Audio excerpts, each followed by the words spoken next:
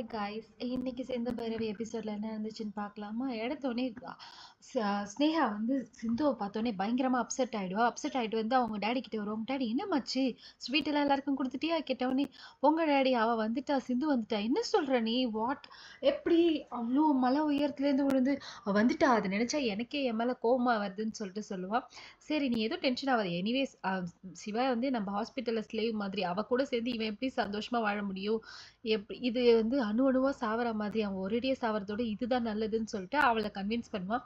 இங்க வந்து சிந்துவை தேடிட்டு ஃபேமிலி ஃபுல்லா வந்துருவாங்க, சிந்து எங்க இருக்கான்னு சொல்லிட்டு. சிந்துவை பார்த்தோன்னே எல்லாருமே இதுவாயிடுவாங்க. என்னம்மாச்சு, ஏம்மா இவ்வளோ கேர்லெஸ்ஸா நீ எப்படி இருந்த, என்னாச்சுன்னு கேட்கும்போது அவ சொல்லுவா, இல்ல நான் விளையாட்டுக்கு தான் வந்து இவர்கிட்ட வந்து நான் கீழே குதிச்சிருன்னு சொன்னேன், கீழே குதிச்சிருன்னு சொல்லிட்டு பாறை பின்னாடி போய் ஒளிஞ்சிட்டு இவர் வந்து சிரிச்சிட்டு போயிட்டாரு. அதுக்கப்புறம் நான் எட்டி பார்க்கும்போது யாரோ என்ன முதுகுல வந்து கை வச்சு பின்னாடி தள்ளி விட்டுட்டாங்கன்னு சொன்னோனே, இல்ல இது ஏதாவது ஹாலுசினேஷனா இருக்கும். அங்கேருந்து விழுந்த அதிர்ச்சியில இப்படி பேசுறா சிந்து. அங்க யாருமே இல்லன்னு சொன்னோனே, சைக்கியாட்ரிஸ்ட் வந்து செக் பண்ணதுக்கப்புறம் தெரியும்னு சொன்னோனே, சைக்கியாட்ரிஸ்ட் வந்து செக் பண்ணுவாங்க. இன் பிட்வீன்ல மகா வந்து ஸ்னேகாவ போய் பார்த்துட்டு, மகாவுக்கு வந்து டவுட் வந்துரும். இது ஸ்னேகாவோட வேலையா தான் இருக்கும்னு சொல்லிட்டு, அதனால போட்டு வாங்குவாங்க. நமக்கு தான் அவள பிடிக்காதுன்னுச்சா, இன்னும் யாரோ இருக்காங்க போல. அவங்க யாருன்னு தெரியல. யாருன்னு தெரிஞ்சா அவங்களுக்கு ஹெல்ப் பண்ணலாம்.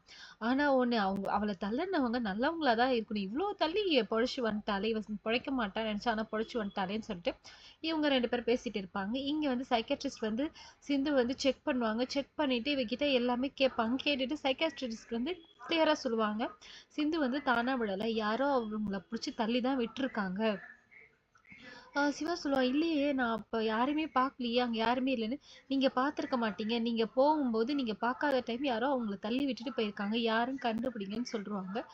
பைரவி சொல்றா, சிந்து வந்து இவ்வளோ ஸ்ட்ராங்கா சொல்றேன்னா அவ பொய் சொல்ல மாட்டா, அவ ஒரு விஷயத்த ஸ்ட்ராங்கா சொல்றான்னா அப்ப அங்க ஏதோ நடந்திருக்கு, இருங்க நான் சஞ்சய்க்கு ஃபோன் பண்ணி சொல்லி என்னன்னு விசாரிக்க சொல்றேன்னு சொன்னோடனே, ஆறுமுகம் நினைப்பா இவருக்கு வேற வேலை.